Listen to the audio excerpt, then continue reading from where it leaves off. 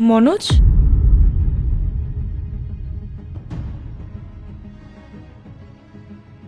দাদা, আপনি কি পায়েলের হাজবেন্ড?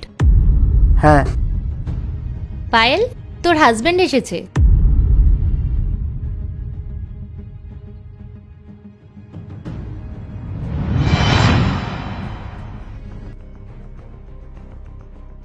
শোনো, আমার পার্সোনাল খরচের জন্য কিছু টাকা লাগবে।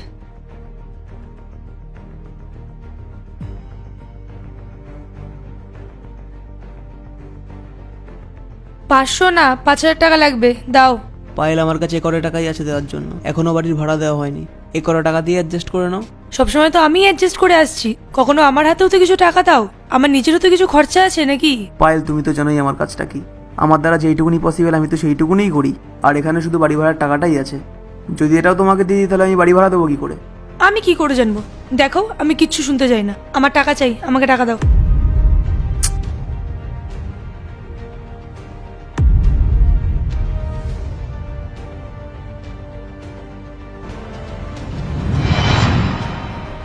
আসুন না দাদা, ভেতরে আসুন।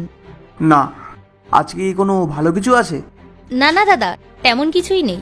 এটা আমরা প্রতি মাসেই করি। আসলে এই বাহানায় ওর সাথে একটু দেখাও হয়ে যায় আর মজাও হয়ে যায়।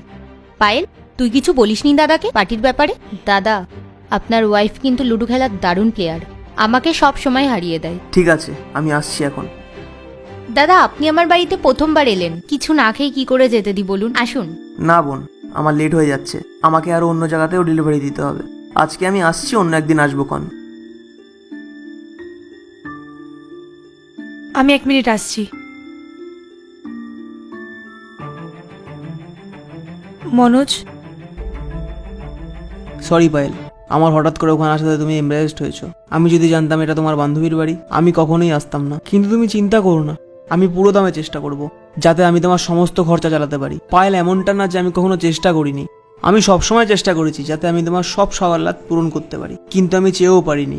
তুমি দেখো, এবার থেকে আমি ওভার টাইম করবো, দিন রাত এক করে পরিশ্রম করব যাতে আমি তোমার সব সকাল্লাত পূরণ করতে পারি। আমায় ক্ষমা করে দাও মনোজ, আমার ভুল হয়ে গেছে। আমি আজকের পর থেকে এখানে আর কোনোদিন আসবো না, আর এমন কোনো কাজ করবো না যেটাতে তুমি কষ্ট পাও। প্লিজ আমায় ক্ষমা করে দাও। শখ পূরণ করা কখনো খারাপ জিনিস না। তোমার কি মনে হয় আমার কখনো ইচ্ছে করেনি যে আমি নিজের শখ পূরণ করব? কিন্তু আমি যখনই নিজের শখের কথা ভাবি তখনই তোমার চেহারাটা ভেসে আসে। তখন তোমার শখের কাছে আমার এই সব শখ তুচ্ছ মনে হয়। মানুষকে নিজের ইনকাম বুঝে খরচ করতে হয়, কারণ মানুষের ইনকাম করতে না অনেক সময় লেগে যায়, আর খরচ করতে 1 মিনিটও সময় লাগে না। ঠিকই বলেছো, আমরা অন্যের লাইফস্টাইল দেখে নিজেদেরকে তাদের সাথে কম্পেয়ার করি, কিন্তু সত্যি কারোর সাথে কারোর তুলনাই করা যায় না। I am sorry.